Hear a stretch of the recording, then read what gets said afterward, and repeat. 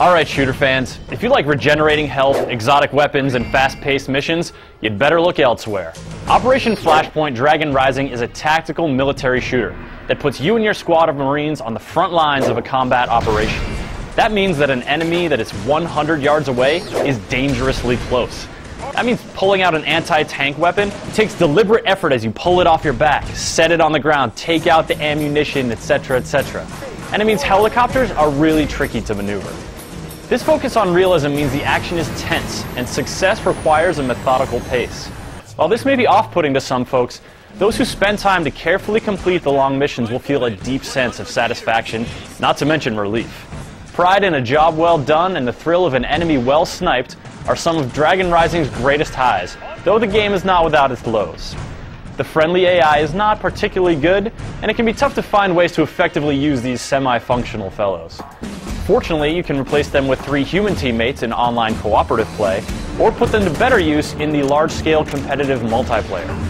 Despite the AI problems and other sundry issues, Operation Flashpoint Dragon Rising provides enough engaging and exciting action to satisfy tactically inclined shooter fans who are looking for a tough fight.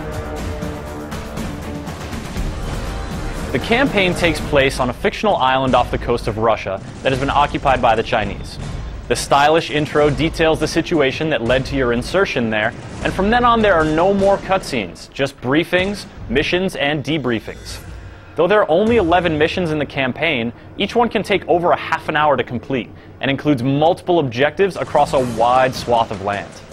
Missions take place at all hours, and your objectives and weapon loadouts are varied, so there's a good amount of diversity over the course of the substantial campaign. Though the objectives of each mission don't change with multiple playthroughs, the way the action plays out can differ drastically. Depending on your route and your effectiveness, the enemy may maneuver differently or use different weapons, employ different tactics. Likewise, your allies' actions will vary. Since you'll probably die a fair amount, you'll see these changes in action, and it makes the game more dynamic. For the most part, this is a good thing. It keeps the action fresh and tense not to know exactly what your enemies will do. On the other hand, you can sometimes get yourself into a bad situation where it's nearly impossible to succeed or survive. Saber 2, this is Saber. Trident is reporting multiple light vehicles moving down the MSR from the north. LZ must be clear before Trident can extract. Copy my last, over. Operation Flashpoint Dragon Rising is not an easy game, and though there are different difficulty levels, ramping up the difficulty doesn't actually make your opponents tougher. Instead, it removes HUD assist elements, like the icons that show your teammates' health, or the compass that indicates where sighted enemies are positioned.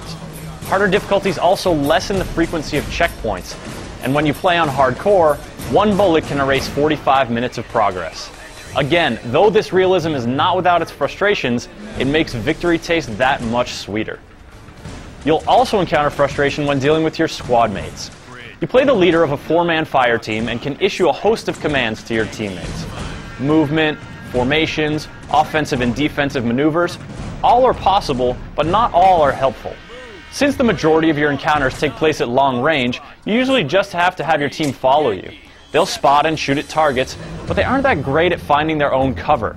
There's no quick take cover command, and your exposed allies will complain loudly if they get shot. Enemy AI is similarly handicapped, and you can often catch them positioned poorly. Just don't be surprised if, as you're picking off one of these foes, your squad mate walks right in front of your gun.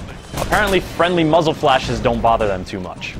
Though playing online co-op isn't a guarantee that your teammates won't do stupid things, you can at least tell them what they're doing wrong. Up to 4 players can play every mission in the game, including some bonus standalone encounters that are much shorter and better suited for quick play sessions. There are also 2 competitive modes that up to 8 players can engage in, which are essentially Team Deathmatch and Destroy the Objective. In Team Deathmatch, each side can have up to 4 players, and each of those players can have their own squad that is filled out with AI bots. Bot intelligence suffers the same kind of issues as it does in the campaign, but with more human squad leaders and the possibility for more intense firefights, Team Deathmatch ends up providing a better forum to maximize your command abilities. In the other competitive mode, a smaller, better armed force must destroy an objective guarded by a larger force. This strategic wrinkle makes this mode substantially different and forces players to be more tactical. Competitive multiplayer tends to be more fast-paced in the campaign, and the 2 modes are each engaging in their own ways. Operation Flashpoint Dragon Rising looks good, and the array of weapons and vehicles available is pretty impressive. Some vehicles are easier to drive than others, and relying on AI drivers is a risky proposition. Still, the vehicles and weapons add some solid diversity to the action, making Dragon Rising feel like a fleshed-out combat operation.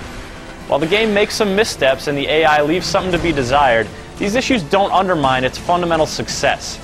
Operation Flashpoint Dragon Rising delivers a lengthy campaign and solid multiplayer action, creating a tough yet engaging tactical action experience.